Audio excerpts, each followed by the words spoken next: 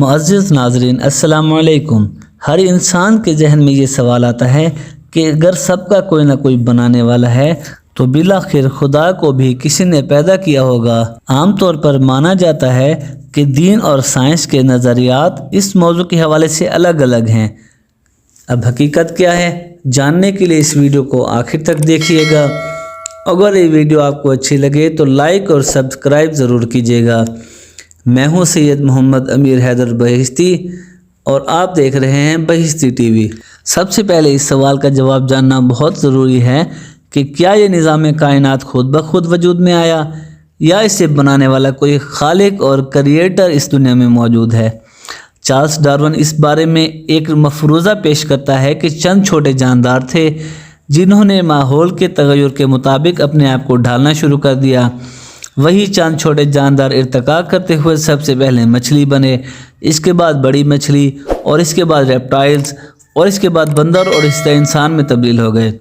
Darwin کے مطابق ارتقاء کا سلسلہ اب بھی چل رہا ہے اور تمام جاندار ماحول کے مطابق اپنے آپ کو ڈھالنے کی صلاحیت رکھتے ہیں۔ اس نے اپنی کتاب جس میں یہ مفروضہ پیش کیا گیا ہے اس بات کا تسلی بخش جواب بھی نہیں دیا کہ پہلا جاندار کس طرح وجود میں آیا۔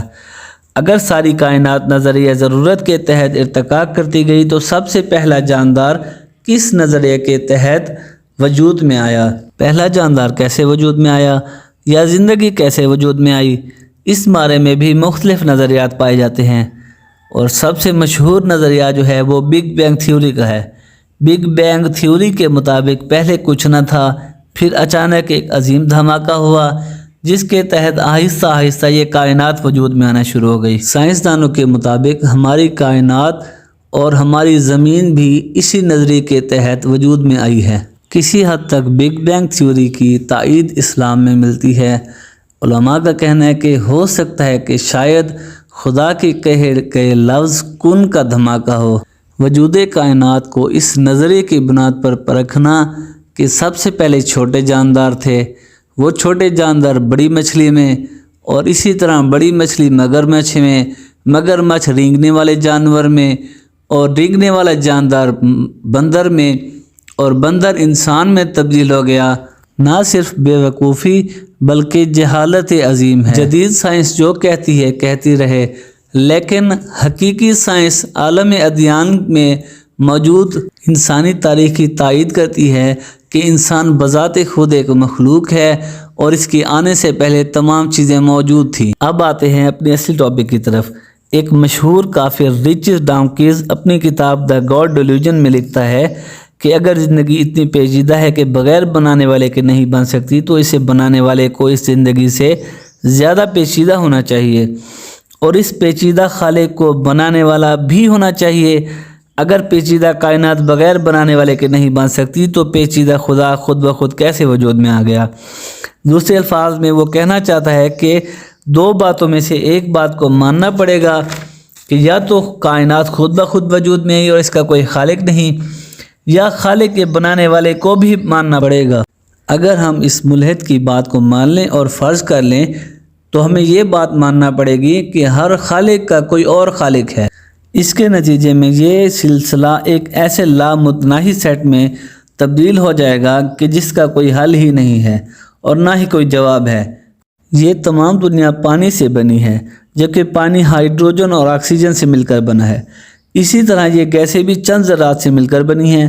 سائنسدان ان ذرات کو ایٹم کا نام دیتے ہیں۔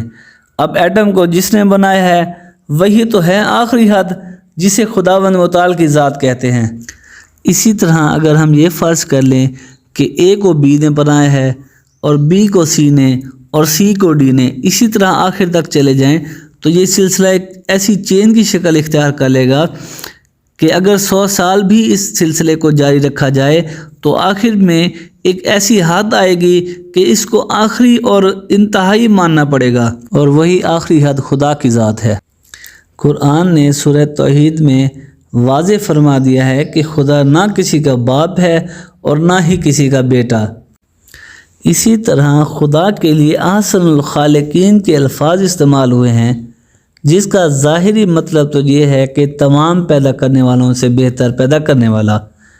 اس کا ایک اور مطلب یہ بھی بنتا ہے کہ باقی تمام خالق تو خود خلق ہوئے ہیں، لیکن خداوند متعال اس لیے سب سے بہتر ہے کہ اسے کسی نے خلق نہیں کیا، لیکن یہ سب کا خالق ہے۔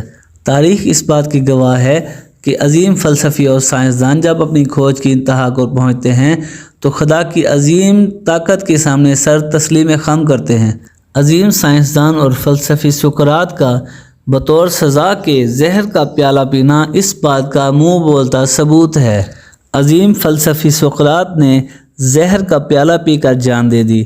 اسے سزا صرف اس لیے دی گئی تھی کہ وہ دیگر خداؤں کے مقابلے میں مواحد یعنی ایک خدا کا ماننے والا تھا۔ یہ مثالیں ثابت کرتی ہیں کہ خدا کو کسی نے پیدا نہیں کیا، شاید اسی لیے خدا کا نام ہے الآخر، یعنی سب سے آخری۔